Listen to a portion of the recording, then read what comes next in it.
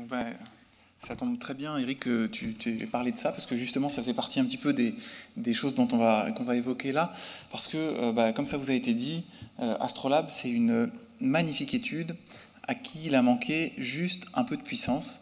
Et donc, il faut un peu beaucoup, à la tête de Denis, voilà, un peu beaucoup de puissance. Et donc, il va falloir essayer d'en comprendre les raisons pour, à l'avenir, essayer de progresser là-dessus. Et donc, moi, lors de la présentation des intervenants, j'ai oublié de me présenter. J'avais pour rôle d'être coordinateur pour le CNGE, pour les coordinateurs régionaux. Et donc, j'étais coordinateur national du travail. Et donc, je vais vous raconter un tout petit peu comment, moi, je l'ai vécu, comment on a essayé de recruter les patients, les médecins, et comment ça s'est bien passé parfois et à quelles difficultés on a dû faire face. Et puis l'idée c'est aussi d'échanger un peu là-dessus avec vous, parce que je vois qu'il y a plusieurs coordinateurs régionaux dans la salle et nombre d'investigateurs, donc c'est très important qu'il y ait cet échange pour qu'on puisse progresser là-dessus. Voilà, donc un mot sur l'historique, parce que c'est constitutif, je pense, aussi des éléments. C'était effectivement un projet FP7. Qui dit projet FP7 dit projet européen gros bateau, comme ça a été dit aussi financement très important. Et c'est vrai qu'on en a parlé, il faut développer la recherche en soins premiers, et on n'a pas énormément d'études qui bénéficient de financement de cet ordre-là, et du coup de la logistique qui en découle.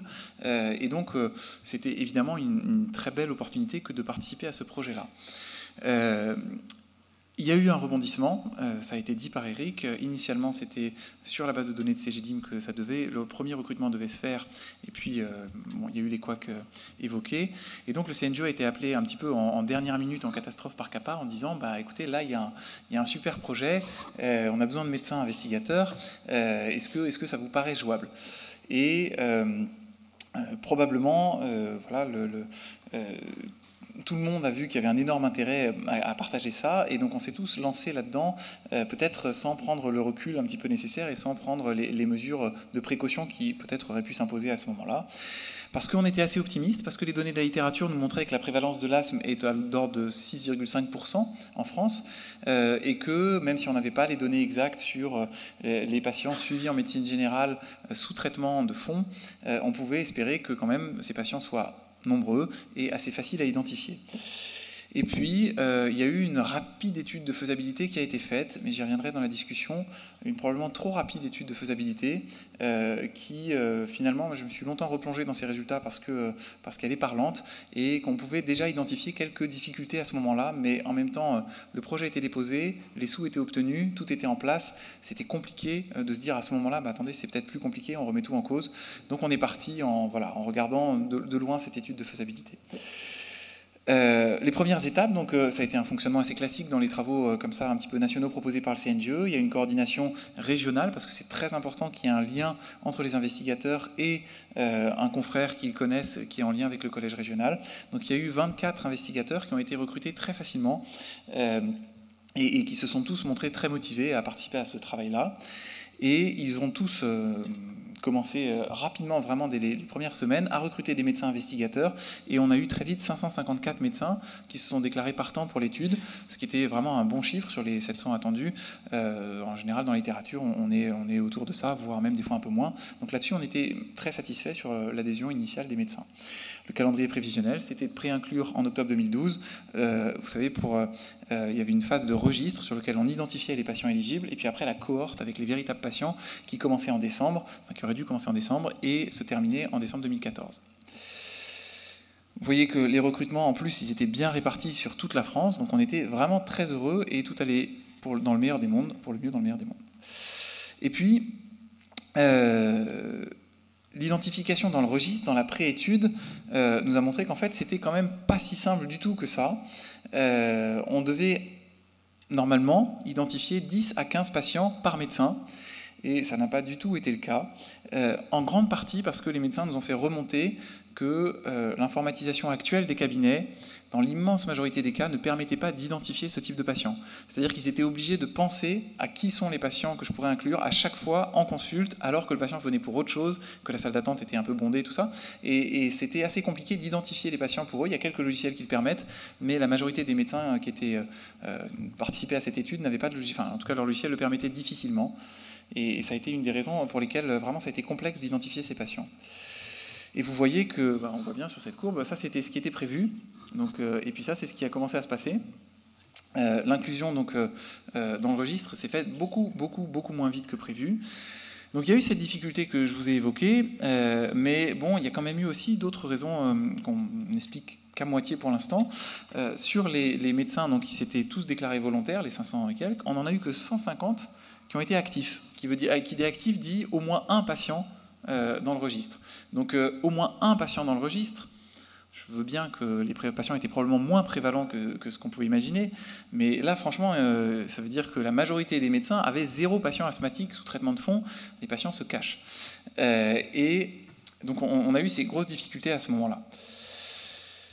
En plus de ça, effectivement, la poisse, cette année-là, c'était l'année de la giga-épidémie de grippe. Vous voyez que la France était rouge fluo, donc les cabinets étaient débordés, et c'est vraiment quelque chose qui est revenu régulièrement de la part des coordinateurs régionaux et des investigateurs, que c'était vraiment très complexe. Et puis, l'autre point, c'était que c'était très complexe, et en plus, ces patients-là, ils viennent une fois, et puis après, on les revoit au mieux 6 mois après, parce que ils ont une forme de, pas de nomadisme, mais en tout cas, ils vont se faire délivrer les traitements une fois par le spécialiste, une fois par le médecin, une fois peut-être chez un autre confrère. Et c'était, d'après ce qui nous a été dit, vraiment très difficile de les voir régulièrement. Eric parlait d'une fois par mois au Royaume-Uni. Là, on avait vraiment l'impression qu'on en était très loin.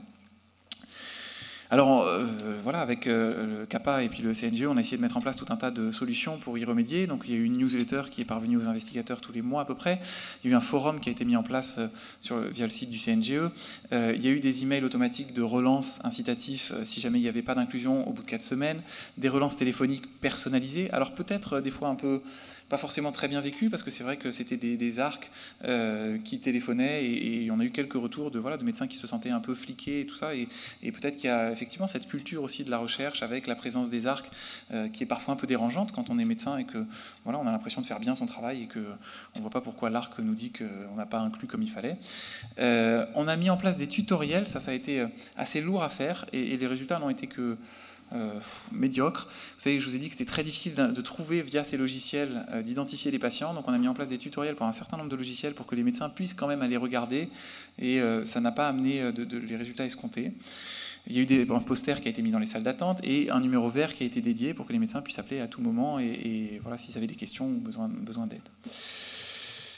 Finalement, il y a eu 314 médecins qui ont été actifs et 1700 patients qui ont finalement été inclus dans le registre pour 674 sur l'aspect CNGE qui ont été inclus dans la cohorte finalement, sur les 1200 qui étaient éligibles. Voilà, donc là aussi ça nous pose une question, c'est-à-dire que les médecins, une fois que le travail a été fourni d'identifier ces patients qui sont quand même difficiles à identifier, on en est tous d'accord, une fois que les 1200 patients dans le registre ont été identifiés, on ne comprend toujours pas très bien, mais c'est l'objet des débats qu'il va y avoir, pourquoi finalement 50% d'entre eux seulement ont été inclus dans la cohorte alors qu'ils étaient déjà repérés. Il y a eu une énorme disparité régionale.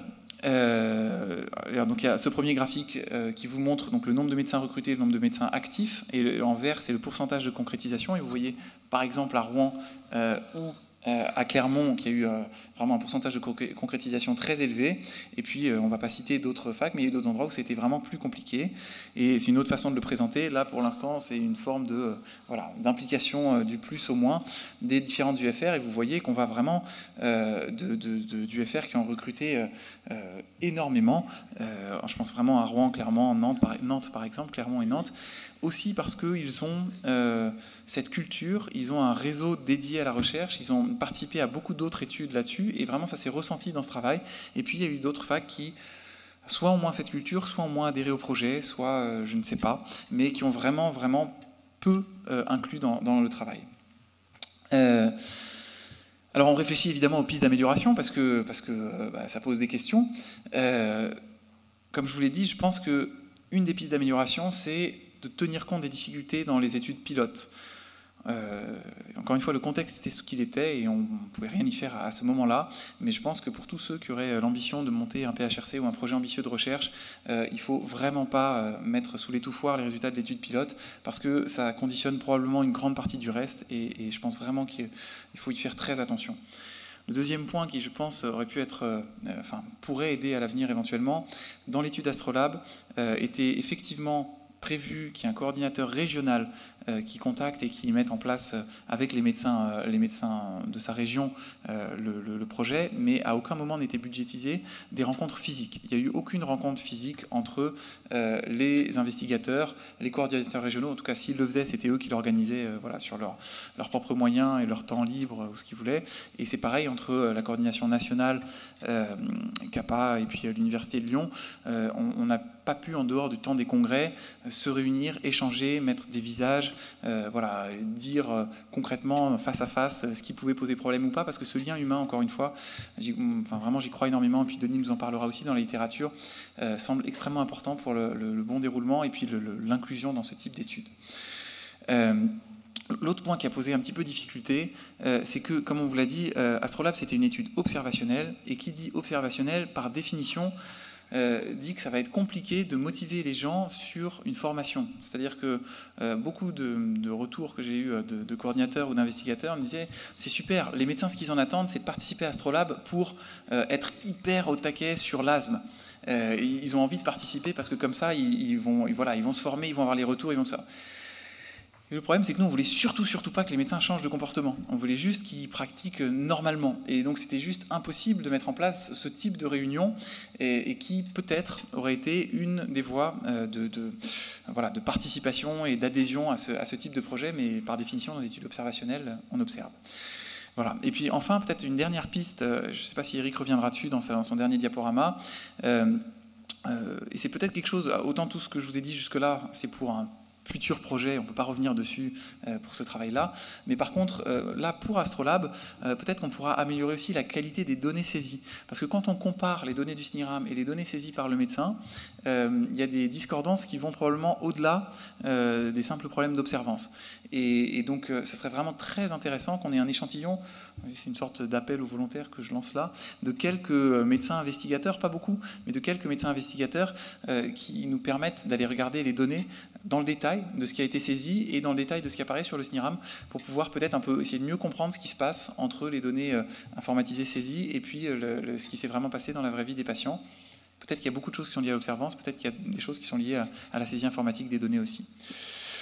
Voilà, je vous remercie beaucoup pour votre attention et vraiment, voilà, l'idée c'est d'échanger et d'essayer de progresser sur les prochains travaux.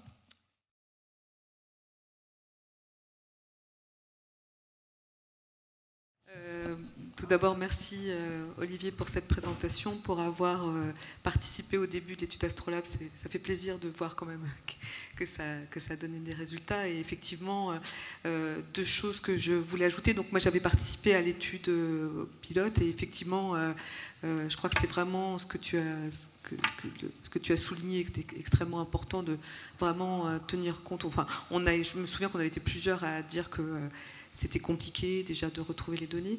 Moi, je dirais que cette étude m'a quand même éclairé sur nos pratiques, et c'est peut-être quelque chose sur lequel on reviendra ultérieurement, sur le fait que sûrement les patients, suivre des patients asthmatiques, c'est compliqué, qu'ils nous échappent souvent. Moi, je me suis rendu compte que voilà, j'ai identifié des patients qui avaient des suivis conjoints que j'ignorais. Donc voilà, sur la coordination des soins, sur l'organisation des soins, je trouve qu'il y a sûrement des choses aussi à en tirer. Je ne sais pas s'il y a des choses à dire par rapport à ça. Oui, je pense que c'est aussi une des conclusions du travail, c'est que c'est effectivement le suivi par les médecins généralistes des patients asthmatiques sous traitement au long cours est probablement beaucoup plus compliqué que ce qu'on peut imaginer et on n'est vraiment pas dans le suivi mensuel comme ça peut être le cas. Et peut-être que c'est aussi pour ça que les résultats sont si différents entre le Royaume-Uni et la France. Mais ceci dit, voilà, on s'est un petit peu flagellé, mais maintenant on va dire un peu de mal de nos ennemis. Ceci dit, en termes de recrutement, ils ont fait pire que nous. Donc voilà, le travail, voilà, des médecins, c'était vraiment que c'était pas si simple. Il y a des choses, je pense qu'on n'a pas très bien compris pourquoi il n'y a pas eu de participation plus, mais il y a aussi vraiment un élément que c'était pas si simple de les repérer, ces patients. Oui. Mathieu Caillé, interne à Créteil. Moi, la chose que la présentation m'a fait penser, c'est que, en fait, vous avez fait une étude préalable qui n'a servi à rien parce que la machine était déjà lancée quand les résultats sont arrivés. Ce serait peut-être une bonne idée de bloquer justement l'idée, par exemple, de bloquer les financements avant que tant que cette étude n'est pas bien réalisée pour les études futures, je veux dire. Dans un monde idéal, peut-être. En pratique, voilà, je ne sais pas si tu t'es déjà amusé à répondre à un appel d'offres voilà. Non, pas du tout. Voilà, la difficulté que ça peut représenter comment dire. Quand tu arrives à avoir ce genre Eric va compléter, mais quand tu arrives à avoir ce genre de réponse aux appels d'offres et que tu arrives à lancer cette machinerie, c'est très très compliqué de faire machine arrière. Et en plus, c'est un appel d'offres européen qui est extrêmement, calé en termes de calendrier et c'est plus très négociable une fois que c'est lancé, quoi. Je laisse peut-être Eric compléter. Oui, non, simplement de manière pratique. Quand tu obtiens ce genre de financement, c'est après signature d'un contrat par l'ensemble des partenaires. Un contrat extrêmement clair qui prévoit ce que chacun va faire, etc. Donc si en 2010, le partenaire CGDIM signe un contrat en disant voilà, moi je mets les données à disposition, je trouve que l'étude est une bonne idée, j'accepte de donner en clair l'identifiant des médecins et des patients, je sais parfaitement ce que ça implique, et que 6 mois plus tard, pour des raisons de politique interne à la CGDIM, avec la brune qui essaie de vendre sa boîte à n'importe qui ou n'importe quoi, zoom, on fait marche arrière, oui, effectivement, j'aurais pu leur faire un procès, la communauté européenne aurait pu leur faire un procès. Je reste convaincu que c'était la meilleure approche possible pour identifier des gens et pour avoir des contacts de suivi corrects et des inclusions correctes dans la cohorte. Qu'est-ce que tu veux faire? Je sais pas, c'est comme si tu achetais une voiture, le moteur tombe en panne. Oui, effectivement, c'est pas de chance, je suis en Turquie, le moteur s'arrête, je peux faire un procès, je peux crier autant que je veux, mais voilà. Donc je reconnais que, effectivement, ici, le recours au CNGE, qui s'est fait de façon extrêmement aimable, et que Vincent Renard est impliqué, tout le monde est impliqué, tout le monde s'est battu au départ, ben, effectivement, c'était ce qu'on appelle un choix de contingence. Mais ce n'était pas du tout prévu qu'une chose pareille soit possible. Et quelque part, entre nous, c'est du suicide de la part de la CGDIM d'avoir refusé ce genre de projet. Parce que c'est évidemment l'avenir. Un vaste débat qui peut se lancer sur l'accès aux données informatisées en santé, c'est autre chose. Dans le CIS Club, je suis membre du CIS Club, on en parle énormément pour l'instant, c'est autre chose. Mais en attendant, pour ce genre d'études, il est évident que des données informatisées en santé étaient la bonne porte d'entrée pour le projet. Voilà. Ah d'accord. Ce qui m'avait fait réagir, c'est surtout le côté on n'a pas fait attention aux attention aux résultats de l'étude de début. Nous avions fait de la faisabilité avec la CGDIM, on avait fait 2 études en médecine générale avec les bases de la CGDIM, Thales à l'époque, la première en 98 et la deuxième en 2001, et ça avait admirablement fonctionné. Donc ils ont fait marche arrière par rapport à ce qu'on avait déjà fait avec eux et par rapport à leur contrat. Maintenant, je peux leur faire un procès, je vais certainement gagner dans 20 ans, il n'y a pas de souci.